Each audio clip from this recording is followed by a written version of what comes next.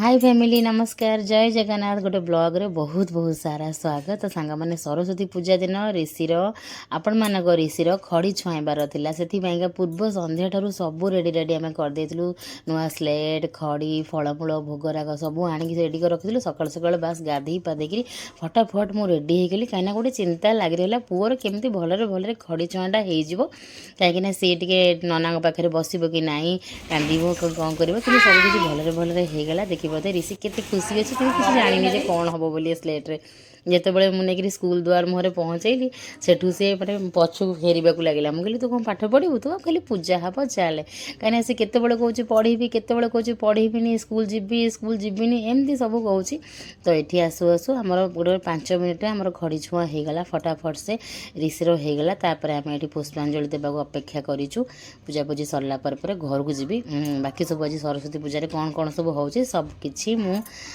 सहित टिके करके सेयार करदेवी कहीं आपण मैंने सब कंप्लेन करले समस्त जे ब्लॉग कहीं दौन आम मिस करूँ ब्लॉग को से आज गोटे छोट ब्लॉग टे कहीं ब्लॉग करने को टिके मत समय होनी कहीं ऋषि बहुत दुष्टामी हो सांग मैंने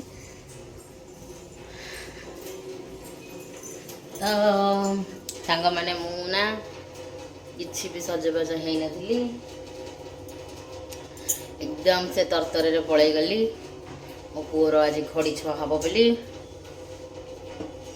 तो चलतु रोसे कौन कौन हो सब देखा जेहेतु सकाळु मु ऋषिर खड़ी पूजा रे बिजी रही बोली से राति ही प्लान करदेली जे मु 11टा पर जाइए रोसे करी 11टा पूर्वर मु किचन को आसी पारि से वर्षा तो जहाँ टिफिन लेकिन जीव तार ड्यूटी अच्छी तो अरुआ भात सी आउ दे मिसिकी रांधि ये जो जहाँ सब सी आउ दे मिसिकी रांधि अरुआ भात डालमा आउ ये रहा टमाटो खट्टा एतिकी बास सकाळु रोसे कहीं सी नहीं जीव तापर बाकी देखिए मुझे करी जब फ्री हेली कौन करी आउ खड़ी छुआरे खीरीटा शुभ होता है बोलिका आमको मैडम कहते से दे आज आम तो जानिनु दे से खीरीटा बसई मुझे भितर पूजा सारिकी दे ये खीरी बसई लाख लाख बहुत थर ये खीरी खियाला आमर लगातार खीरी खियाला से गोटे कप्र चाउल मो दे को कहले बोले बहुत ही कम खीरी करूँ बेसी खीरी करूँ कहीं आम लगातार मीठा खीरी खाली यही सब खिया हो तो से मैडम कथार आमर आज खीरीटा हो जेहेतु खड़ी छुआरे खीरी कले शुभ बोली दे कहला तापर घरे ठाकुर पूजा ये दे करूला सेपटे मु तो सीधा उठिकी बाथरूम रे पशिली गाधे पाधे पुओ को धरिकी पलि गली मो मुंडे गोटे चिंता था केमी ऋषिर खड़ी पूजाटा गोटे भलरे भलरे हम सी केमी कांदबनी कि कौन कर मत खाली यही डर था आ तार पूजा होगला सी तार आसी आराम से खेलुची आपण मानक तो मुझे शॉर्ट्स मध्यम अपडेट दे देछि मु कहली ना सांग मैंने देखी दिंतु गोटे सरस्वती पूजा मुझे गोटे अपडेट तो दे दिए कौन ना कौन है बोलिका तो मुझे अपडेट दे देछि आपण मैंने शॉर्ट्स मध्यम देखिथे आउ ये रहा कुहू मुझे जा माँ पाखे बसिकिना तो बहीपत्र पूजा करूँ तो तार किसी बुक्स आनिक ठाकुर पाखे रखीदे बाकी आमर माँ सरस्वती नुआ पोशाक पिंधाई पुराणा पोशाक चेंज करके दे आने सब बड़े तो नुआ पोशाक पिंधाई भोगराग लगे घरे आमर से कुनी सरस्वती मूर्ति भल से पूजा कराए जी मूर्ति आमर जी बड़ अच्छा आमर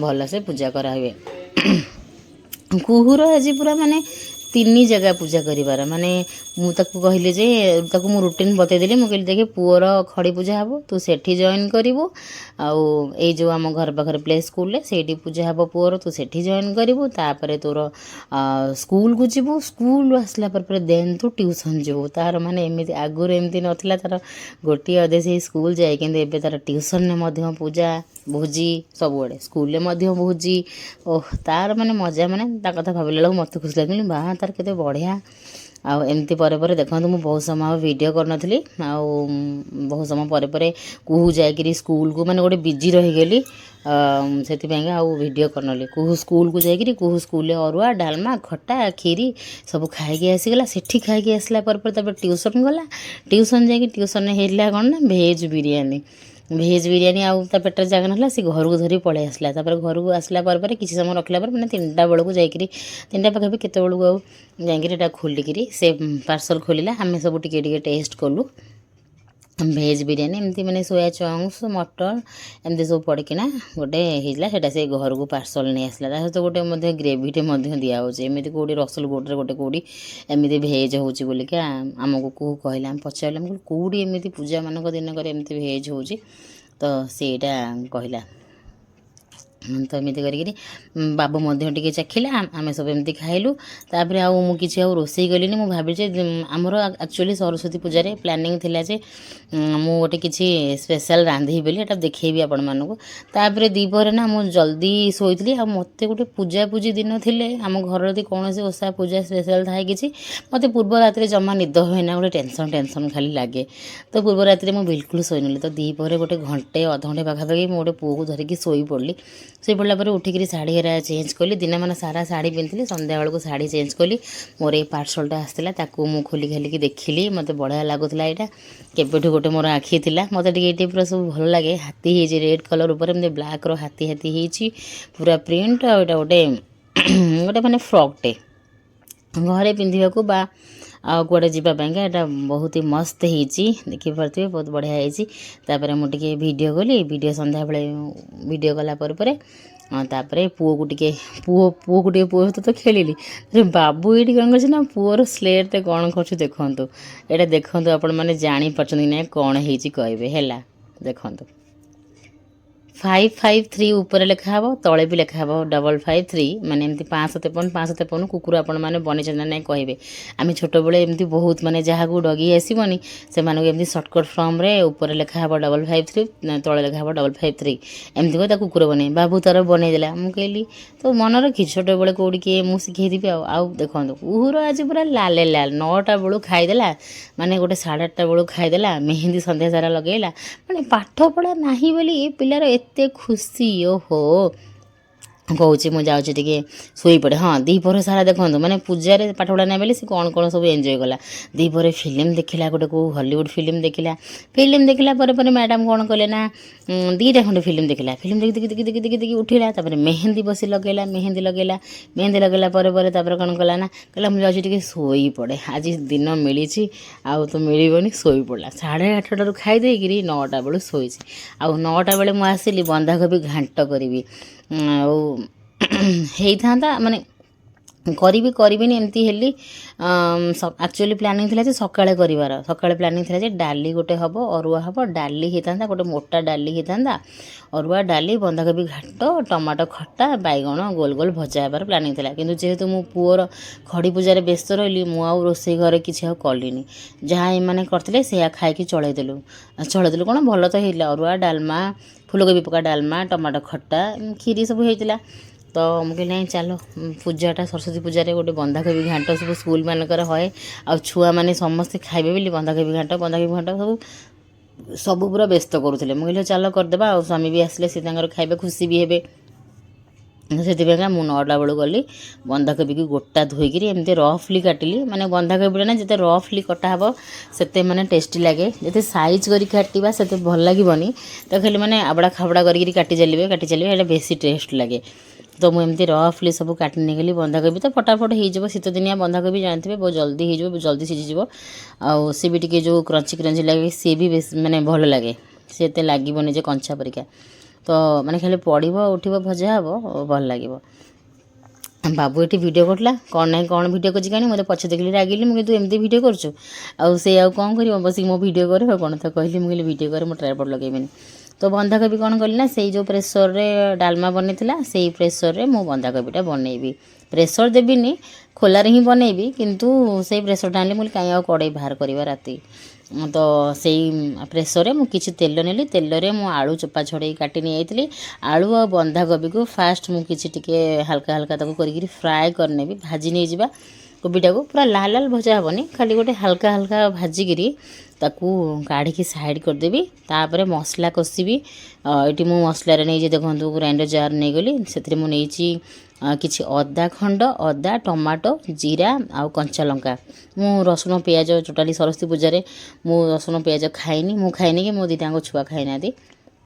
ଆଉ ହଜବେଣ୍ଡ ବି ତ ସିଏ ବି ଖାଇନାହାନ୍ତି, ଆଉ କେହି ବି ଖାଇନାହାନ୍ତି ଘରେ, ବାହାରେ ଯିଏ ଯାହା ଖାଇଦେବେ, କିନ୍ତୁ ମୁଁ ଖାଇନି। ଯେହେତୁ ପୁଅର ଖଡ଼ି ପୂଜା କଲି, ମୁଁ କହିଲି ନାଇଁ ମୁଁ ଖାଇବିନି ଆଜି, ତ ମୁଁ ଖାଇନି, ଝିଅ ଖାଇନି। ତାପରେ ସେଇ ପ୍ରେସରରେ ଦେଖନ୍ତୁ ମୁଁ ଯେଉଁ ପ୍ରେସର ବନ୍ଧାକୋବି ଆଉ ଆଳୁକୁ ଭାଜିକି କାଢ଼ିଦେଲି, ସେଇ ପ୍ରେସର ନେଇଗଲି ତେଲ, କିଛି ଜିରା ଆଉ ତେଜପତ୍ର ଟିକେ ଫୁଟେଇ ନେଇଗଲି। ତେଜପତ୍ର ପକାଇଲେ ନା ଗୋଟେ ଭଲ ବାସ୍ନା ଆସିବ। ତେଜପତ୍ର ଫୁଟେଇ ନେଇଗଲି, ଦେନ୍ ଦେଲି ଆମର ଯେଉଁ ଟମାଟୋ, ଅଦା, ଜିରା, କଞ୍ଚା ଲଙ୍କାର ବଟାଟାକୁ ସେଇଟା ଦେଇଦେଲି। ଟମାଟୋ ବି ପକାଇଲି, ହଁ ଟମାଟୋ କାଟିକିରି ପଛରେ ଦେବାନି, ଟମାଟୋ ବାଟି ଦେଇଛି। ତାପରେ ଦେଲି ହଳଦୀ ଆଉ ଟିକେ ଚିଲି ପାଉଡ଼ର, ଟିକେ ଲାଲ ଲାଲ ଟିକେ ହେବା ପାଇଁକା ଟିକେ କାଶ୍ମୀରୀ ଚିଲି ପାଉଡ଼ର ଦେଇଛି।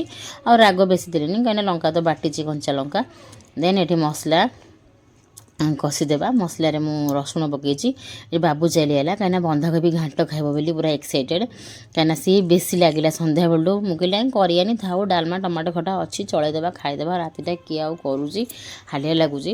ଆଉ ସେଥିପାଇଁକା କିନ୍ତୁ ସିଏ କହିଲେ ନାଇଁ ନାଇଁ କରେ କରେ ବନ୍ଧାକୋବି ଘାଣ୍ଟ କରେ। ତ ମସଲାଟାକୁ ଟିକେ କଷି ନେଇଯିବା, ଦେଖିବ ତ କେତେ ସୁନ୍ଦରିଆ କଲର୍ ଦେଖ, ଟମାଟୋ ବଟା ହେଇଛି ମାନେ କଲର୍ଟା ବଢ଼ିଆ ଦେଖାହେଉଛି। ଆଉ ଆପଣମାନେ କୁହନ୍ତୁ ଦେଖିବା ଏଇ ବ୍ଲଗ୍ରେ କେତେ ଭଲ ପାଇବା ଦେଉଛନ୍ତି। ଆକ୍ଚୁଆଲି ସାଙ୍ଗମାନେ ସର୍ଟସରେ ମୋତେ ଅଧିକା ଭଲ ପାଇବା ମିଳୁଛି, ଆଉ ସର୍ଟସରେ ସମସ୍ତେ ଦେଖୁଛନ୍ତି, ସେଥିପାଇଁକା ମୁଁ ଭାବିଲି ଯେ ନାଇଁ ସର୍ଟସ ଦେବି।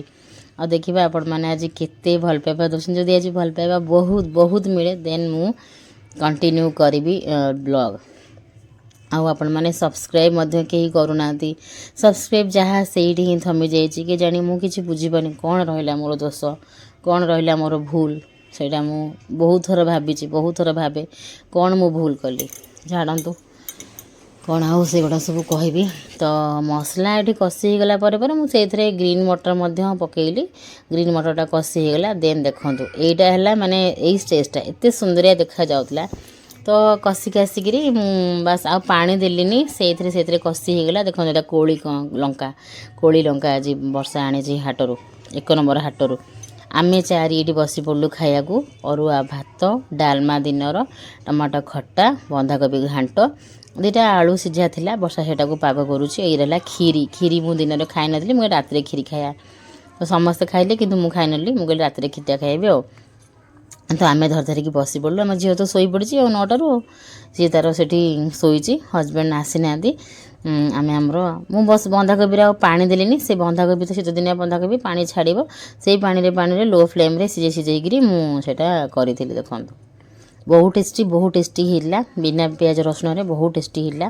ଆପଣମାନେ କେମିତି କ'ଣ କରନ୍ତି ମୋତେ କମେଣ୍ଟ କରି କହିବେ। ମୁଁ ବି ସବୁବେଳେ ତ ଅଲଗା ଅଲଗା ୱେରେ କରେ, ଗୋଟିଏ ୱେରେ କରେ ନା। ଆଉ ମାନେ ଖାଲି ବନ୍ଧାକୋବିକୁ ଭାତରେ ଗୋଳି ଖାଇବାକୁ ବହୁତ ବଢ଼ିଆ ଲାଗୁଥିଲା। ଖାଲି ବନ୍ଧାକୋବି ଆଉ ଭାତ ଖାଇବେ ଶୁଖା ମସ୍ତ ଲାଗେ। ମୋତେ ତ ମସ୍ତ ଲାଗେ ଏମିତି ଶୁଖା ଡାଲି ପଡ଼ିନଥିବ, ଖାଲି ବନ୍ଧାକୋବି ପକାଇଦେବେ, ଓଃ ମସ୍ତ ଲାଗେ। ଖାଇବାଟା, ରାତିର ଖାଇବାଟା ପୁରା ଜମିଗଲା। ଦିନବେଳା ତ ବ୍ୟସ୍ତରେ ମୁଁ ସବୁବେଳେ ପ୍ରାୟ ବ୍ୟସ୍ତରେ ଖାଏ, ରାତିବେଳା ମୁଁ ଟିକେ ଶାନ୍ତିରେ ଖାଏ, ମାନେ ପୁଅ ହେଲା ପରେ।